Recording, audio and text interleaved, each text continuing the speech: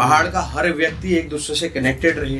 तो मुझे लगा कि आरएसएस सबसे बड़ा नाम है, और मैं पहले से भी आरएसएस के साथ जुड़ा हुआ था, बाहरी तौर पे बहुत सारे उनकी पोस्टें शेयर करता था, अच्छा लगता था। तो मैं भी गया, तो यहाँ पे आरएसएस के जिला कार्यालय में मेरी मुलाकात हुई, कमल जी थे उस टाइम पे। फिर मैंने एक यहाँ पे 7 दिन का कैंप किया यहीं MIT में लामा चौड़ में, बहुत सारे लोग मिले। फिर मैं आरएसएस के साथ साथ भाजपा में भी काम करने लगा, तो मैं भाजपा का विस्तारक रहा। मैंने बागेश्वर में काम किया, मैं राजस्थान में काम किया, मैंने मध्य प्रदेश में किया, मैं फिर हिमाचल प्रदेश में किया। तो दोनों चीज़ों को लेके उसमें चलना होता है। लोगों के बीच में गया, उनकी बातें रखी, जिस बातों पे विरोध भी है लोगों का उनकी भी बातें रखी। तो इस तरह से मैंने काम किया। लेकिन जब प्रथम अंकिता भंडारी हत्याकांड जब हुआ, तो ये जब उसमें एक आरएसएस के नेता जो अभी संगठन महामंत्री हैं बीजेपी में, अजय कुमार का नाम खुल के आया, और भाजपा के नेताओं ने पूरा जो अंकिता भंडारी हत्याकांड है उसको पूरा हाईलाइट किया, उसको तोड़ा, उसका सबूत मिटाए। रेणु बिष्ट जो वहाँ की विधायक है, और जो और भी लोग हैं, और आरएसएस के लोगों ने बयान भी दिए कि महिलाओं के साथ। तो वहाँ से मन उठा, मैं अंकिता भंडारी के उसमें गया जब उसका पोस्टमार्टम हो रहा था, उस आक्रोश में भी मैं था, उस रैली में वहाँ पे जो महिलाओं के बीच में थी। तो इन लोगों को बुरा लगा कि मैं जब भी आरएसएस के लोगों से मिलता, मैं कहता कि तुम अंकिता भंडारी हत्याकांड में आपका क्या स्टैंड है। मैं बीजेपी के नेताओं से कहता, अंदर ही अंदर तो बीजेपी के नेता भी ये कहते थे गलत हुआ है, लेकिन वो खुल के नहीं कह सकते। तो इनको लगा कि इसको अब आरएसएस में ज़्यादा बड़ी जिम्मेदारी नहीं दी जा सकती। जब प्रथम वर्ष एक कोर्स होता है आरएसएस का, वहाँ पे सबसे बड़ा मेरा नाम था, क्योंकि मैं सबसे ज़्यादा काम करता था। अपना 24 में से 23 घंटे इनको देता था बीजेपी आरएसएस को। तो इन्होंने मुझे नहीं भेजा। किस इलाके में ट्रेनिंग करी आपने? मैं जो इनका बेसिक कोर्स होता है कहाँ, 7 दिन का, तो इनका जो कॉलेज कैंपस होता है, इनका बड़े कैंपस में इलाके में, ये लामा चौड़ वाले में, लामा चौड़ में वहाँ ट्रेनिंग करी? वहाँ ट्रेनिंग की MIT, यानी कि वो दूसरे जगह नहीं गए तो आरएसएस की, जैसे मथुरा है, दिल्ली है? नहीं, उसमें भेजा ही नहीं, वहाँ नहीं भेजा, वहाँ भेजा ही नहीं, मेरा नाम ही नहीं दिया। जबकि मेरे से जूनियर का जो कुछ काम नहीं करता उसको भी भेज दिया। मेरे को 10 बहाने बना दिया, आपका ये नहीं है, आपका वो नहीं है, और आपके साथ ऐसा, आप भाजपा में जुड़े हो, आप वहाँ जुड़े हो। जबकि मैं काम कर रहा था सबसे ज्यादा। यहाँ पे जब स्वयंसेवकों का कोई गुरु पूर्णिमा का कार्यक्रम होता है, उसमें मैं बढ़ चढ़ के घर घर जाके लोगों को बताता था कि आप आइए और गुरु पूर्णिमा में शामिल लीजिए। जब दोबारा भी सेकेंड ईयर में मेरा नाम दोबारा मैंने कहा हमें प्रथम वर्ष करा दीजिए, क्योंकि हमें उसमें आगे जाना है, तब भी नहीं भेजा। आपने जैसे बोला कि भाजपा वाले जो है, आरएसएस वाले जो है भाजपा से जुड़े, जैसे आपने बताया कि मैं भाजपा से जुड़ा तो आरएसएस वालों ने मना कर दिया। क्या आरएसएस वाले भाजपा से जुड़ने पर आरएसएस में नहीं लेते हैं क्या? बिल्कुल लेते हैं, बिल्कुल लेते हैं, बिल्कुल लेते हैं। अभी आपका लेटेस्ट 15 अगस्त का प्रधानमंत्री जी का लाल किले का भाषण आपने सुना होगा, वहाँ पे स्वयंसेवक की बात करी गई थी, और वो भारतीय जनता पार्टी के भी नेता हैं। आज हमारे प्रदेश के आपको कैसे नकार दिया कि आप बीजेपी से हो? क्योंकि मैंने अंकिता भंडारी हत्याकांड को प्रमुखता से उठाया। अच्छा, उसको रेज किया था। मैंने वहाँ पे उनके एक बहुत बड़े संगठन मंत्री या उससे पद का कोई व्यक्ति आया हुआ था, उनके सामने बोला, बताइए आप तो पहाड़ के, इनके बौद्धिक प्रमुख से बोला। वहाँ पे कोई बहुत बड़े किसान मोर्चे के बड़े नेता आए हुए थे आरएसएस में। आप खुद एक बेटी के बाप हो सकते हैं, मैं भी एक बेटी का बाप हूँ। तो अंकिता भंडारी में जब आरएसएस का नाम आ रहा है, तो आपने संगठन महामंत्री को हटा देना चाहिए था। आपके पास क्या ऐसे क्वालिफाइड लोग नहीं है कि भाई आप एक ही बंदे के ऊपर बैठे हो? जब साफ नाम आ रहा है, आपकी बदनामी हो रही है, लोग हमसे पूछ रहे हैं समाज में कि भाई अंकिता भंडारी में तुम्हारा आरएसएस वाला था, हम क्यों आए गुरु पूर्णिमा में तुम्हारे?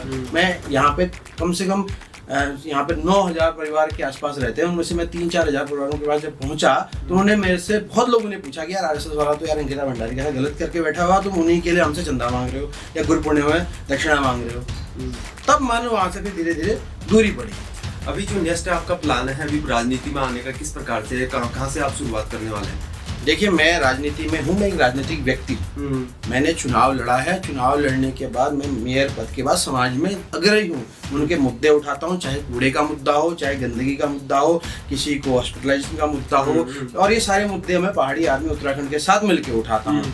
ठीक है, और खुद भी बहुत सारे छोटे छोटे वीडियो मेरे सोशल मीडिया में आप देख सकते हैं, नाली बंद है, ये बंद है, इस व्यक्ति को ये हो गया। अभी आप मेरे घर आए होंगे, दोनों तरफ आपको घास उग रहा होगा। हमने तब भी बोला था, परसों में गया था, हमें बुलडोज वो दे दो, जेसीबी दे दो, हम इसको लिटा देंगे, तभी यहाँ पे बच्चे खेलते हैं, जानवर और तेंदुए का डर रहता है। और अब मेरी पूरी तैयारी में आज के माध्यम से जरूर कहना चाहूँगा कि मैं राजनीतिक व्यक्ति हूँ, राजनीति में हूँ, मैं समाज के लिए काम कर रहा हूँ, और समाज को एक दिशा देना चाहता हूँ कि सिर्फ पैसे वाले लोग नहीं, जो समाज के लिए पूरी तरह से काम करना चाहते हैं, वो लोग भी राजनीति में आते हैं। अब आपकी जिम्मेदारी है, आपने उनको चुनना है जो भ्रष्टाचारी हैं, आपने उनको चुनना है जो दुराचारी हैं, या एक सैनिक आपका बेटा चुनना है जो आपके लिए चाहता है कि शिक्षा आपको मिले, चिकित्सा आपको मिले, रोजगार आपको मिले, पलायन न हो, मैं घर में रोजगार देना चाहता हूँ।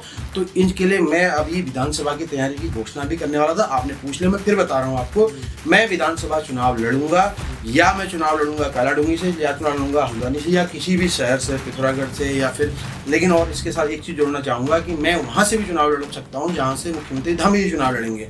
क्योंकि एक आक्रोश है अंदर की, इस व्यक्ति के ऊपर हमने बहुत भरोसा किया, इस व्यक्ति ने हमको जिहादी कहा, इस व्यक्ति ने हमको देशद्रोही कहा, हमारे बच्चों को कहा, नकल माफिया किया। क्योंकि मैं अभी आंदोलन से निकल के अभी 5 दिन से वहीं था, मेरा कोई स्वार्थ नहीं था, वहीं पे बैठा हुआ था। लेकिन फिर वो कंप्रोमाइज हो गया। सुनने में जिस प्रकार से देखा जा रहा है कि आंदोलन को ही बेच दिया गया था, तो ये जो पेपर लीक के साथ आंदोलन भी लीक हो गया। तो मैं आपके इस डिजिटल प्लेटफॉर्म के माध्यम से घोषणा करता हूं कि मैं विधानसभा चुनाव लड़ूंगा, और उसके लिए मैं खुद आप लोगों के पास आऊँगा। जिताना न जिताना जनता का काम है, मेरा काम है मेहनत करना, और मैंने अपनी बात स्पष्टता से कह दी।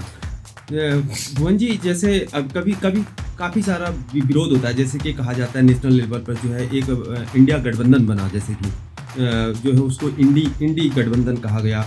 भारतीय जनता पार्टी भी जो है भारत की जनता की पार्टी ऐसा है, और फिर विवाद उठता है। भारतीय जनता पार्टी में तो उतना विवाद नहीं होता जैसे इंडिया गठबंधन की इन्होंने इंडिया का नाम ले लिया। हालांकि भारतीय जनता पार्टी भी जो है भारतीय का नाम ले रखी है, और उसके बाद भीम आर्मी पर जो है बहुत ज़्यादा टारगेट किया जाता है कि आर्मी का नाम लिया। वैसे ही आपका जो संगठन है वो पहाड़ी आर्मी हिंदू संगठन है, तो आर्मी जो है भारत के अंदर एक ही आर्मी है जो इंडियन आर्मी है। आप इसको आर्मी को किस प्रकार से अपने संगठन में डिफाइन करते हैं? देखिए, भारतीय सेना को सल्यूट है, नमन है, मैं उन वीर बलिदानियों को भी नमन करता हूँ। आज मैं इस जगह पे आप बैठा हूँ ना, जैसे भारतीय सेना के डेकोरम की वजह से बैठा हूँ। उसने मुझे अनुशासन सिखाया, उसने मुझे समय की प्रतिबद्धता सिखाई, उसने मुझे ये सिखाया कि अपना सब कुछ छोड़ते हुए आप देश के लिए बलिदान होंगे।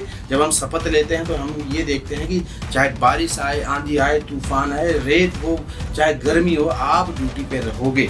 वो मैं अपने जीवन में करता हूँ, क्योंकि उससे पहले मैं एनसीसी में भी था, तो मैं सेना के साथ जुड़ा हुआ हूँ। मेरा पूरा परिवार सैनिक परिवार में से बहुत सैनिक हैं, तो उनको बहुत नजदीक से देखा। मेरे दोस्त जो हैं वो सैनिक हैं। और भारतीय सेना, अब आर्मी तो एक सिंगल आर्मी भारतीय सेना, अब पहाड़ी आर्मी हो चाहे कोई भी दूसरी जिसने अपने संगठन का नाम ले रखा है इंडिया गठबंधन जो आप बता रहे हैं, तो मैं ये कहना चाहूंगा कि ये वो आर्मी नहीं है, ये एक समाज के लिए काम करने वाली आर्मी है। अब आर्मी क्या होता है? एक समूह होता है, कई लोग हैं। यहाँ हमारी भारतीय सेना पूरे भारत के लोगों का एक समूह है, जिसके अंदर अपने देश के लिए बलिदान सर्वोच्च देने के लिए, बलिदान होने के लिए एक मिनट भी नहीं सोचता। मेरा सौभाग्य नहीं मिला, मेरे को मौका नहीं मिला, लेकिन ऐसा नहीं है कि मैंने देश की सेवा नहीं की या देश में जाके मैंने उस जगह पे वो काम नहीं किया।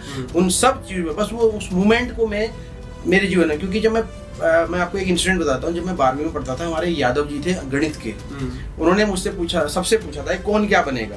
उस टाइम पे दूरदर्शन में परमवीर चक्र करके एक प्रोग्राम आता था, तो मैं बड़ा इंस्पायर हुआ, यार ये देखो कितने बड़े काम किए हैं लोगों ने। तो जब क्लास में ये बात आई तो मैंने अकेला हाथ उठाया था कि मैं सेना में जाऊंगा। तो बोला, उन्होंने पूछा था क्या करोगे सेना में? मैंने कहा सर, अगर मुझे मौका मिला तो मैं इस देश के लिए अपना बलिदान दूंगा और परमवीर चक्र जीत के आऊंगा। वो उस समय एक बात थी जो मैंने अपनी क्लास में कही थी, तो और वो चीज मैंने अपने जीवन में ली, क्योंकि सेना से ही मैं हूँ, सेना ने ही मुझे बनाया है, मेरा कोई अस्तित्व तो नहीं था। लेकिन ये जो समाज में हमारी पहाड़ी आर्मी है वो समाज के लिए काम करती है। और आर्मी शब्द इसलिए जुड़ा है कि आर्मी एक समूह है, तो यहाँ पे हमने समाज के कई लोगों को, समूह को उसमें जोड़ा है, कई सदस्यों को जोड़ा है जो आर्मी की तरह बिल्कुल प्रतिबद्ध होकर काम करते हैं।